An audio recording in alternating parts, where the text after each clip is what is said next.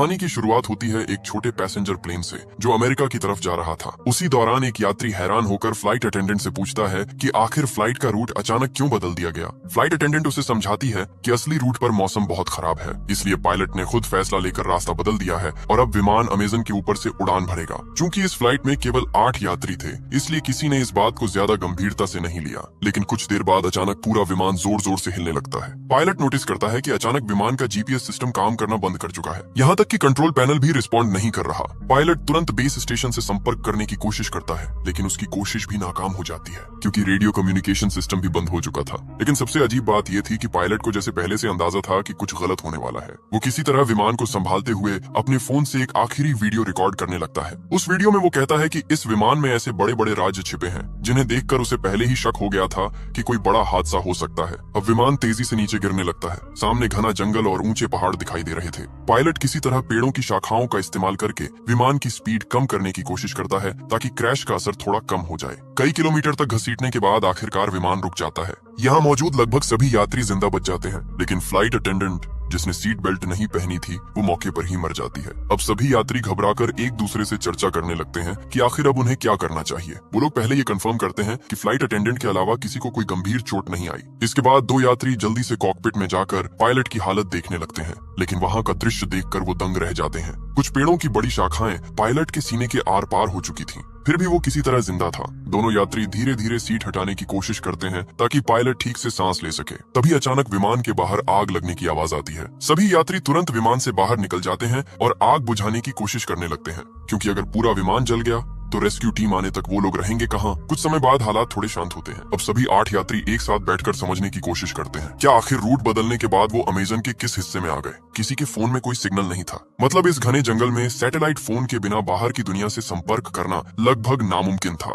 ये जंगल सैकड़ों मील तक फैला हुआ था, यहाँ से पैदल निकलना भी असंभव जैसा था। सबसे बड़ी समस्या ये थी कि बाहर किसी को ये तक नहीं पता कि उनका विमान यहाँ क्रैश हुआ है, मतलब कोई उन्हें ढूंढने भी नहीं आएगा। तभी यात्रियों में से एक आदमी जिसका नाम जैक था सबका परिचय जानने की बात करता है। वो कहता है कि अगर सब एक दूसरे को समझेंगे तभी मिलकर सही फैसला ले पाएंगे कि आगे क्या करना है। जैक अपना परिचय देते हुए बताता है कि वो एक इंश्योरेंस इन्वेस्टिगेटर है। उसका काम लोगों को इंश्योरेंस फ्रॉड करने से रोकना है। वो अपना एक केस खत्म करके अमेरिका वापस लौट रहा था। इसके बाद दूसरा यात्री अपना नाम केविन बताता है। वो पेशे से एक डॉक्टर था। केविन बताता है कि कई साल डॉक्टर रहने के बाद उसने मेडिकल इक्विपमेंट का बिजनेस शुरू किया है और उसी काम से वो वापस अमेरिका जा रहा था। डॉक्टर केविन पायलट की हालत देखकर समझ जाता है कि उसकी वोकल कॉर्ड डैमेज हो चुकी है, इसलिए वो बोल नहीं पा रहा। लेकिन वही इकलौता इंसान था जो शायद उन्हें यहाँ से बाहर निकाल सकता था, इसलिए उसे हर हाल में बचाना जरूरी था। इसके बाद तीसरी यात्री अपना नाम क्रिस्टी बताती है। वो कहती है कि उसे दुनिया घूमना पसंद है और वो अपने ट्रैवल वीडियो सोशल मीडिया पर पोस्ट करती है, लेकिन जब उससे उसके अतीत के बारे में पूछा जाता है तो वो कुछ भी बताने से मना कर देती है। चौथा यात्री था कार्लोस। वो एक रेसलर था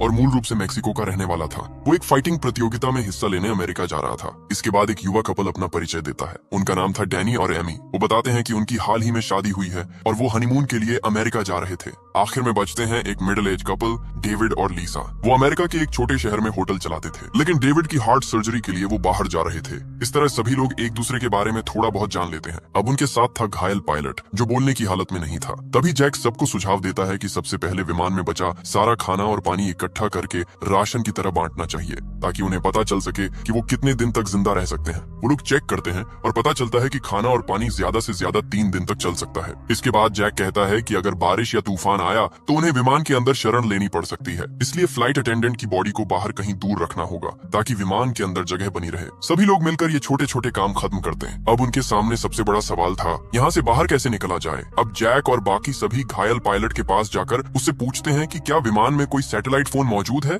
जिससे वो बाहर मदद के लिए संपर्क कर सकें। साथ ही वो ये भी जानना चाहते थे कि आखिर विमान अपने असली रूट से हटकर इस जंगल में कैसे आ गया और बिना किसी खराब मौसम के अचानक क्रैश कैसे हो गया। पायलट कुछ बोलने की कोशिश करता है। ऐसा लग रहा था जैसे वो कोई बड़ा राज जानता हो, लेकिन बोल ना पाने की वजह से वो कुछ भी बता नहीं पाता। तभी जैक कहता है कि चूंकि केविन एक डॉक्टर है इसलिए उसे पायलट का इलाज करना चाहिए, लेकिन केविन तुरंत मना कर देता है। वो कहता है कि पायलट को बचाने के लिए सर्जरी करनी पड़ेगी और इस जंगल में उसके पास ना तो सही मेडिकल उपकरण है और ना ही दवाइयाँ। अगर वो अभी सर्जरी करेगा तो शायद पायलट और जल्दी मर जाएगा। इसलिए सभी फैसला करते हैं कि फिलहाल पायलट के ठीक होने का इंतजार करना ही बेहतर होगा। उधर लीसा विमान से खाना निकालकर सभी में थोड़ा थोड़ा बांट देती है। खाना खाने के बाद सभी लोग उम्मीद करने लगते हैं कि शायद वो यहाँ से बाहर निकल पाएंगे। तभी क्रिस्टी पास के एक ऊंचे पहाड़ की तरफ देखते हुए कहती है कि शायद अगर वो लोग ऊपर चढ़ जाएं तो किसी फोन में सिग्नल आ सकता है, इसलिए उन्हें वहां जाकर कोशिश करनी चाहिए। लेकिन तब तक शाम हो चुकी थी, इसलिए सभी तय करते हैं कि अगली सुबह वो पहाड़ की तरफ जाएंगे। तभी पायलट की हालत अचानक और खराब होने लगती है, यहाँ तक कि केविन, जो अब तक कुछ नहीं कर रहा था, वो भी समझ जाता है कि अगर कुछ नहीं किया गया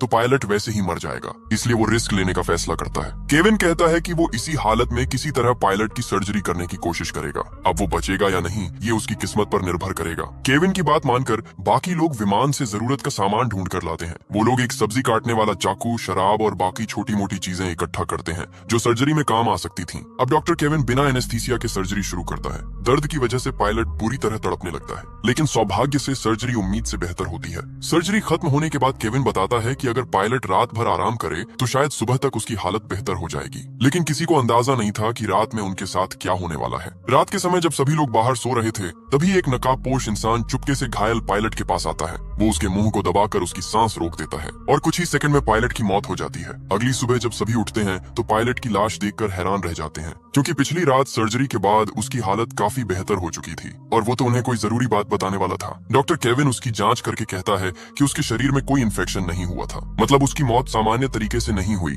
अब सभी लोग चर्चा करने लगते हैं कि रात में किसी को पायलट की निगरानी करनी चाहिए थी, लेकिन अब बहुत देर हो चुकी थी। आखिरकार वो लोग सोचते हैं कि शायद उसकी मौत चोटों की वजह से हुई होगी, इसलिए वो पायलट की बॉडी को भी फ्लाइट अटेंडेंट की बॉडी के पास एक पेड़ के नीचे रखाते हैं, ताकि अगर कभी कोई रेस्क्यू टीम यहाँ पहुंचे तो दोनों की बॉडी उनके परिवार तक पहुंचाई जा सके। लेकिन किसी का ध्यान नहीं जाता कि पायलट की जेब से उसका फोन नीचे गिर चुका था और डैनी चुपचाप वो फोन उठा लेता है। जब एमी उससे इसके बारे में पूछती है तो डैनी उसे किसी को कुछ न बताने के लिए कहता है, क्योंकि अब उसे किसी पर भरोसा नहीं रहा था। इसके बाद डैनी अकेले पायलट की बॉडी के पास जाता है और उसका एक उंगली काट लेता है ताकि फिंगरप्रिंट से फोन अनलॉक किया जा सके। उधर मिडिल एज कपल डेविड और लीसा आपस में बात कर रहे होते हैं। लीसा अपने पति से कहती है कि उसे नहीं लगता पायलट की मौत सामान्य थी। वो पहले एक अस्पताल में नर्स रह चुकी थी और उसने एक बार एक मरीज को दम घुटने से मरते देखा था। लीसा बताती है कि पायलट का चेहरा भी उसी मरीज की तरह काला पड़ गया था, मतलब किसी ने जानबूझकर उसकी सांस रोकी थी। लेकिन उसने ये बात बाकी लोगों को नहीं बताई, क्योंकि साफ था कि उन 8 लोगों में से ही कोई एक कातिल था। डेविड हैरान होकर पूछता है कि आखिर कोई यात्री पायलट को क्यों मारेगा,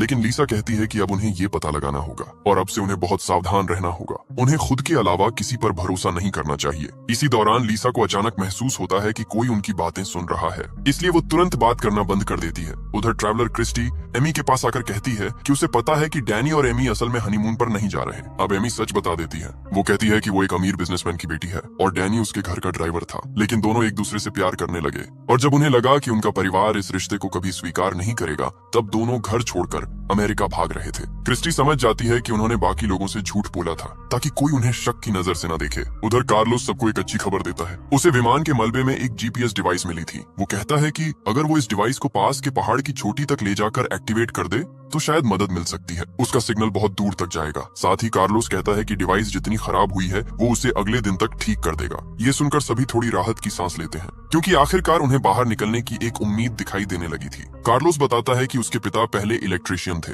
और उसने उन्हीं से ये सब काम सीखा था, लेकिन वो खुद एक फाइटर बनना चाहता था, इसलिए उसने अपने पिता का काम छोड़ दिया। तभी जैक कहता है कि ठीक है, आज कार्लोस जीपीएस डिवाइस ठीक करेगा और कल सुबह सभी पहाड़ पर चढ़कर उसे एक्टिवेट करेंगे। लेकिन तभी लीसा एक बुरी खबर देती है। वो बताती है कि उनका खाना चोरी हो गया है। हालांकि उन्हें यहाँ फंसे सिर्फ एक दिन हुआ था। जो खाना 3 दिन तक चलना था वो लगभग खत्म हो चुका था। अब जैक और क्रिस्टी तुरंत विमान के अंदर जाकर जांच करने लगते हैं कि आखिर खाना किसने चुराया। उन्हें समझ आ जाता है कि किसी ने जानबूझकर राशन खत्म किया है। इसी दौरान जैक नोटिस करता है कि क्रिस्टी बहुत प्रोफेशनल तरीके से जांच कर रही है। तब वो कहता है कि वो कोई साधारण ट्रैवलर नहीं हो सकती, क्योंकि आम इंसान इस तरह जांच नहीं करता। तब आखिरकार क्रिस्टी सच बताती है। वो असल में एक रिपोर्टर थी जो अलग अलग देशों में जाकर गैंग्स और अपराधियों का पर्दाफाश करती थी। इसीलिए उसने अपने बारे में झूठ बोला था ताकि अगर यात्रियों में कोई अपराधी हो तो वो उस पर हमला न करे। मतलब वहाँ मौजूद हर इंसान अपने अतीत के बारे में कुछ न कुछ छिपा रहा था। अब क्योंकि उनके पास खाने और पानी की कमी हो चुकी थी, इसलिए कार्लोस को जीपीएस डिवाइस ठीक करने के लिए छोड़कर बाकी सभी लोग जंगल में खाने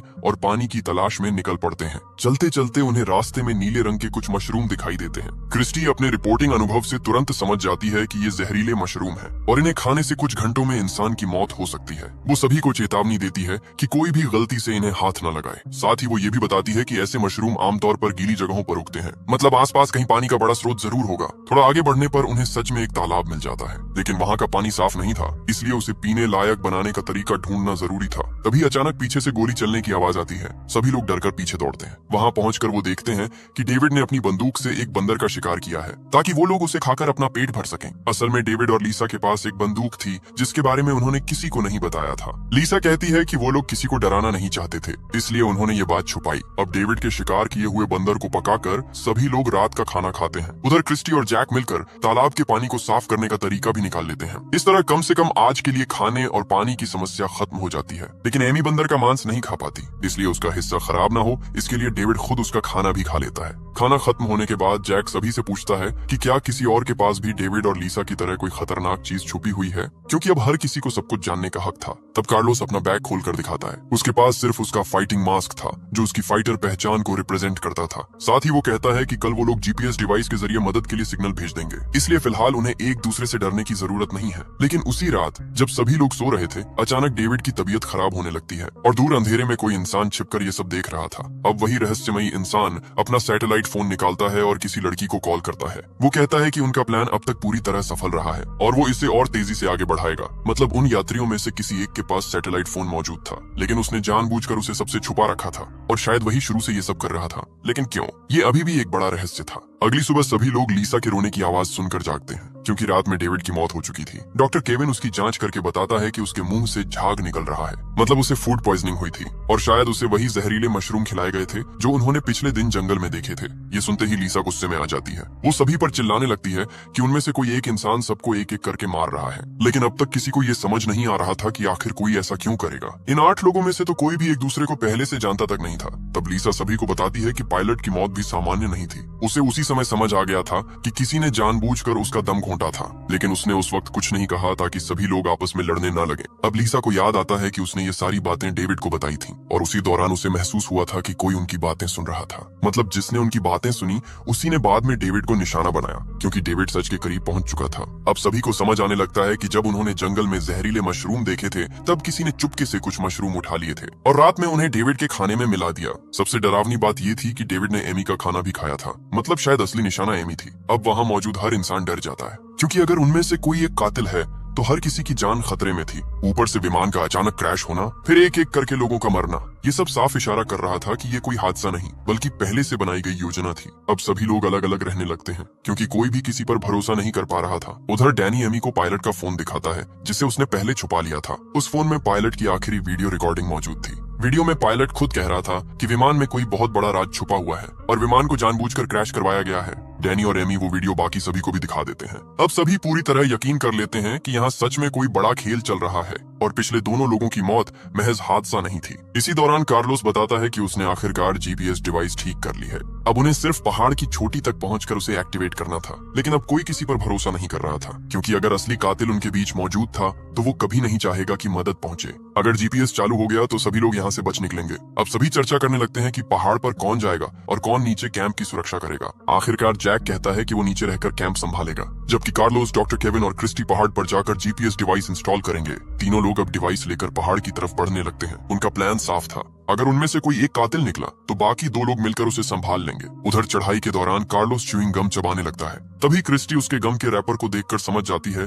कि ये उसी खाने का हिस्सा था जो पहले चोरी हुआ था, मतलब खाना कार्लोस ने चुराया था। अब क्रिस्टी के मन में शक पैदा होने लगता है कि शायद वही असली कातिल भी हो सकता है, लेकिन वो अभी किसी को कुछ नहीं बताती। वो चुपचाप कार्लोस पर नजर रखने लगती है। साथ ही सावधानी के लिए वो जीपीएस डिवाइस भी कार्लोस से लेकर खुद संभाल लेती है, क्योंकि उसे डर था कि कहीं कार्लोस डिवाइस को नुकसान न पहुंचा दे। अब तीनों धीरे धीरे पहाड़ की चोटी की तरफ बढ़ते रहते हैं। कई घंटों की मुश्किल चढ़ाई के बाद आखिरकार वो लोग ऊपर पहुंच जाते हैं, लेकिन तभी अचानक क्रिस्टी का पैर फिसल जाता है और वो पहाड़ के किनारे से नीचे लटक जाती है। सबसे खतरनाक बात ये थी कि जीपीएस डिवाइस भी किनारे के पास गिर चुकी थी। अगर वो डिवाइस नीचे गिर जाती तो यहाँ से बाहर निकलने की उनकी आखिरी उम्मीद खत्म हो जाती। इसलिए अपनी जान जोखिम में डालकर क्रिस्टी सबसे पहले डिवाइस पकड़ लेती है। उधर कार्लोस और केविन अपनी जान की परवाह किए बिना क्रिस्टी को ऊपर खींचने लगते हैं और आखिरकार वो दोनों मिलकर क्रिस्टी और डिवाइस दोनों को बचा लेते हैं। इस घटना के बाद तीनों के बीच थोड़ा भरोसा बनने लगता है, क्योंकि अगर उनमें से कोई कातिल होता तो वो आसानी से बाकी लोगों को मरने के लिए छोड़ सकता था, लेकिन उन्होंने एक दूसरे की जान बचाई। अब आखिरकार कार्लोस जीपीएस डिवाइस इंस्टॉल करना शुरू करता है।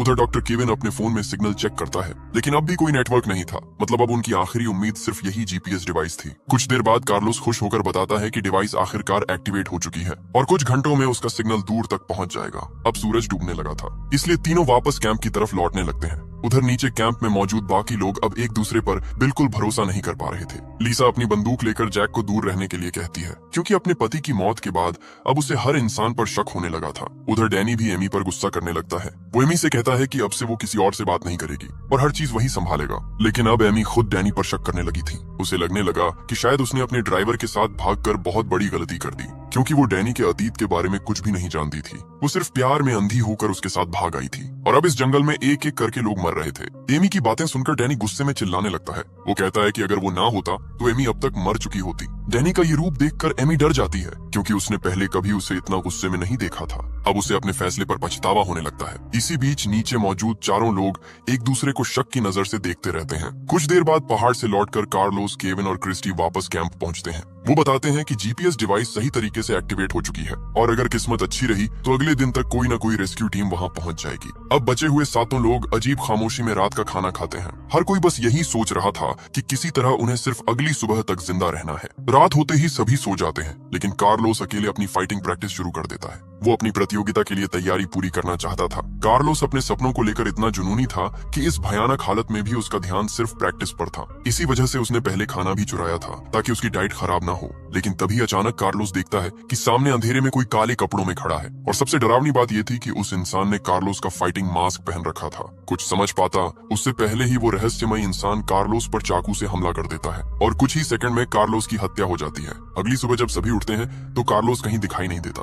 तब जैक कहता है कि उन्हें अलग अलग होकर उसे ढूंढना चाहिए, लेकिन डॉक्टर केविन याद दिलाता है कि अगर जीपीएस डिवाइस काम कर रही है तो अब तक रेस्क्यू टीम आ जानी चाहिए थी। उन्हें नहीं पता था कि रात में किसी ने चुपके से जीपीएस डिवाइस की वायर काट दी थी, मतलब कोई सिग्नल बाहर जा ही नहीं रहा था। इस सच्चाई से अनजान बाकी लोग जंगल में कार्लोस को ढूंढने निकल पड़ते हैं, लेकिन काफी देर तक खोजने के बाद भी कार्लोस कहीं नहीं मिलता। तब केविन कहता है कि उन्हें दोबारा पहाड़ पर जाकर जीपीएस डिवाइस चेक करनी चाहिए। क्रिस्टी भी उसके साथ जाने को तैयार हो जाती है, क्योंकि अब किसी को अकेले भेजना बहुत खतरनाक था। दोनों पहाड़ की तरफ बढ़ने लगते हैं। रास्ते में अचानक उन्हें आसमान में बहुत सारे पक्षी एक जगह मंडराते दिखाई देते हैं। ये देखकर दोनों समझ जाते हैं कि वहाँ जरूर कुछ हुआ है, इसलिए वो पहाड़ की तरफ जाने के बजाय उसी दिशा में बढ़ने लगते हैं और वहाँ पहुंचकर उनका दिल दहल जाता है, क्योंकि वहाँ कार्लोस की लाश पड़ी थी। किसी ने पिछली रात उसकी हत्या करके उसकी बॉडी वहाँ फेंक दी थी। अब केविन और क्रिस्टी वापस कैंप लौटते हैं और बाकी लोगों को बताते हैं कि उन्होंने एक और साथी खो दिया है। अब सभी का शक सीधे डैनी और एमी पर जाने लगता है, क्योंकि पिछली रात कार्लोस उन्हीं दोनों के सबसे पास सोया था। हालांकि डैनी समझाने की कोशिश करता है कि वो ऐसा क्यों करेगा,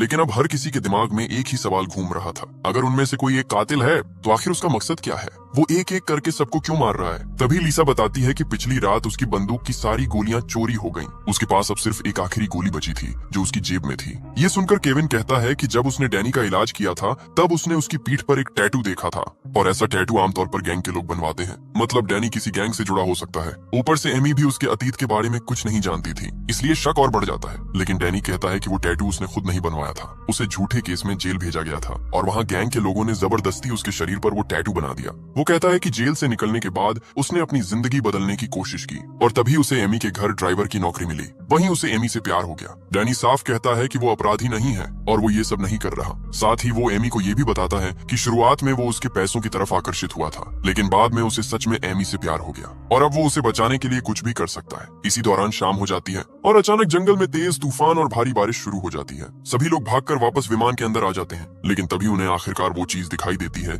जिसकी वजह से शायद ये सब हो रहा था। बारिश के कारण विमान की छत का एक हिस्सा टूट जाता है और वहाँ से कई बड़े बैग नीचे गिरते हैं। जब जैक छत हटाकर ठीक से देखता है तो सभी दंग रह जाते हैं, क्योंकि उन बैग्स के अंदर सफेद रंग के कई पैकेट भरे हुए थे। सभी तुरंत समझ जाते हैं कि ये ड्रग्स हैं और उनकी कीमत करोड़ों में होगी। अब धीरे धीरे सारी बातें साफ होने लगती हैं। एयरलाइन असल में सामान्य यात्रियों की आड़ में ड्रग्स की तस्करी कर रही थी। शायद इसी वजह से उनकी फ्लाइट टिकट बाकी फ्लाइट से इतनी सस्ती थी।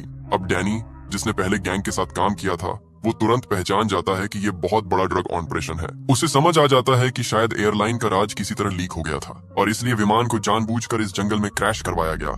अब सभी ये समझ जाते हैं कि उनके बीच मौजूद कातिल शायद इन ड्रग्स पर कब्जा करना चाहता था, लेकिन फिर भी कई सवाल बाकी थे। अगर मकसद सिर्फ ड्रग्स हासिल करना था तो फिर बाकी लोगों को मारने की क्या जरूरत थी? इसी बीच अचानक एमी डरकर विमान से बाहर भाग जाती है। उसे लगता है कि जिसने भी ये सब किया है वो अब उन्हें भी मार देगा। तब डैनी तुरंत उसके पीछे भागता है। उधर केविन कहता है कि किसी को अकेले बाहर नहीं जाना चाहिए। इसके बाद लीसा भी बंदूक लेकर एमी को ढूंढने बाहर निकलती है। बाहर तेज बारिश और तूफान की वजह से कुछ भी साफ सुनाई नहीं दे रहा था। लीसा जंगल में एमी को ढूंढ रही होती है, तभी पीछे से वही रहस्यमयी कातिल उस पर हमला कर देता है। वो चाकू से लीसा पर कई वार करता है। मरने से पहले लीसा उसकी नकाब हटाने की कोशिश करती है ताकि उसका चेहरा देख सके, लेकिन वो सफल नहीं हो पाती और कुछ ही पलों में लीसा की भी मौत हो जाती है। अगली सुबह जब बाकी लोग लीसा की लाश देखते हैं तो सभी पूरी तरह टूट जाते हैं। उन्होंने लाख कोशिश की, लेकिन कातिल बार बार किसी न किसी को मार रहा था। अब वहाँ मौजूद हर इंसान दूसरे पर शक करने लगता है, लेकिन किसी के पास कोई पक्का सबूत नहीं था। तभी अचानक क्रिस्टी अपनी बंदूक जैक की तरफ तान देती है। वो कहती है कि उसे जैक के सामान से लीसा की बंदूक की चोरी हुई गोलियां मिली हैं,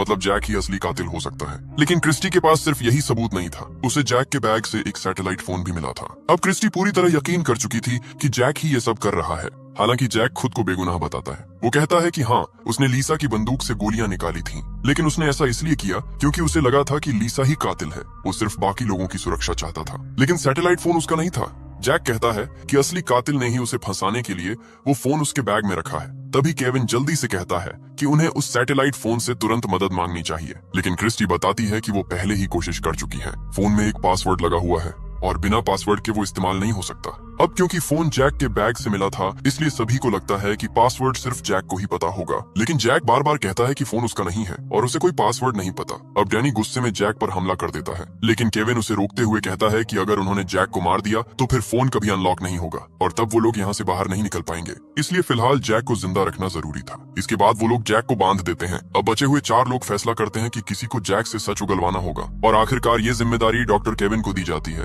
केविन जैक के पास जाकर एक बार फिर उससे पासवर्ड पूछता है, लेकिन जैक फिर वही कहता है कि उसे कुछ नहीं पता। अब मजबूर होकर केविन उसे टॉर्चर करना शुरू कर देता है। वो उसके नाखून उखाड़ने लगता है। उधर उसी समय क्रिस्टी, डैनी और एमी पहाड़ पर लगे जीपीएस डिवाइस को चेक करने निकलते हैं। वहाँ पहुंचकर वो लोग देखकर दंग रह जाते हैं, क्योंकि किसी ने जीपीएस डिवाइस की वायर निकाल दी थी। मतलब इतने समय से कोई सिग्नल बाहर जा ही नहीं रहा था। अब क्रिस्टी जल्दी से वायर वापस जोड़ती है और आखिरकार जीपीएस डिवाइस दोबारा चालू हो जाती है। अब उनकी लोकेशन अमेरिका तक पहुंच जाती है, जहां लोग कई दिनों से उस लापता विमान को खोजने की कोशिश कर रहे थे। लेकिन समस्या ये थी कि लोकेशन अमेजन जंगल के उस हिस्से में थी जो अमेरिका की सीमा के बाहर आता था। ऊपर से एयरलाइन भी अमेरिकी रजिस्टर्ड नहीं थी, इसलिए अमेरिकी सेना वहां सीधे नहीं जा सकती थी। इसी दौरान एक सरकारी इन्वेस्टिगेटर जिसका नाम क्लेयर था, एयरलाइन के ऑफिस पहुंचती है। वो कंपनी के खिलाफ जांच शुरू करने का आदेश देती है, क्योंकि उनका एक विमान कई दिनों से गायब था और कंपनी ने इस बारे में किसी को कोई जानकारी नहीं दी थी। लेकिन एयरलाइन की मैनेजर कोरा मुस्कुराते हुए कहती है कि वो आराम से जांच कर सकती है, क्योंकि विमान अमेरिका के बाहर क्रैश हुआ है और वहां सिर्फ मैक्सिकन आर्मी ही जा सकती है। इसी दौरान एक बड़ा खुलासा होता है।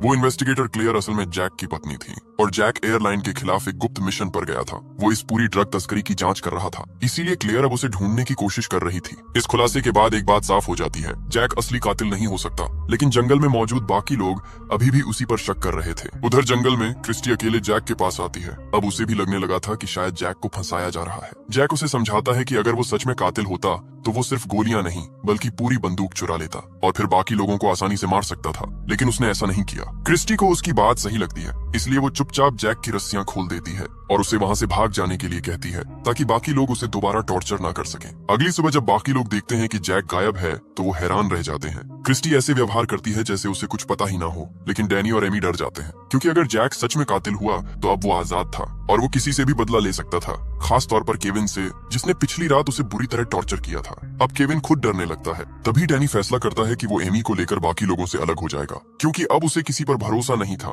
लेकिन क्रिस्टी उसे समझाने की कोशिश करती है। वो कहती है कि अगर सभी अलग अलग हो गए तो असली कातिल के लिए लोगों को मारना और आसान हो जाएगा। लेकिन डैनी कहता है कि इतने दिनों तक साथ रहने के बावजूद उनके कई साथी मर चुके हैं, इसलिए अब अलग होना ही बेहतर है। उधर जैक भी कैंप से दूर जाकर अकेले रहने के लिए कोई सुरक्षित जगह ढूंढने लगता है, क्योंकि अब सिर्फ क्रिस्टी को छोड़कर बाकी सभी उसे कातिल मान रहे थे। इसी बीच डैनी एमी को भरोसा दिलाता है कि वो उसे कुछ नहीं होने देगा। वो कहते हैं कि अब जीपीएस डिवाइस चालू हो चुकी है और जल्द ही रेस्क्यू टीम वहां पहुंच जाएगी। और सच में ऐसा ही होता है। मैक्सिकन आर्मी को आखिरकार उनका सिग्नल मिल जाता है। अब सेना की एक टीम हेलीकॉप्टर लेकर अमेजन जंगल की तरफ रवाना हो जाती है। उधर जंगल में डैनी और एमी एक साथ बैठे हुए थे, जबकि बाकी लोग अलग अलग दिशाओं में चले गए थे। तभी अचानक पूरे जंगल में कई गोलियों की आवाज गूंजती है। ये आवाज सुनकर बाकी सभी लोग तेजी से वापस कैंप की तरफ दौड़ते हैं, लेकिन वहां पहुंचकर उनके होश उड़ जाते हैं, क्योंकि डैनी और एमी दोनों जमीन पर पड़े थे। किसी ने पीछे से गोली मारकर दोनों की हत्या कर दी थी। अब जंगल में सिर्फ 3 लोग बचे थे, क्रिस्टी, डॉक्टर केविन और जैक। तीनों एक दूसरे को शक भरी नजरों से देखने लगते हैं, क्योंकि अब साफ था कि असली कातिल इन्हीं 3 लोगों में से कोई एक है, वही इंसान जिसने शुरू से एक एक करके सबको मारा। उधर दूसरी तरफ सेना का हेलीकॉप्टर भी धीरे धीरे उसी लोकेशन की तरफ बढ़ रहा था। आगे की कहानी में और भी बड़े ट्विस्ट सामने आएंगे, जहां पता चलेगा कि असली कातिल कौन है और आखिर इस पूरे प्लेन क्रैश के पीछे असली मास्टरमाइंड कौन था। बाकी कहानी देखेंगे अगले पार्ट में।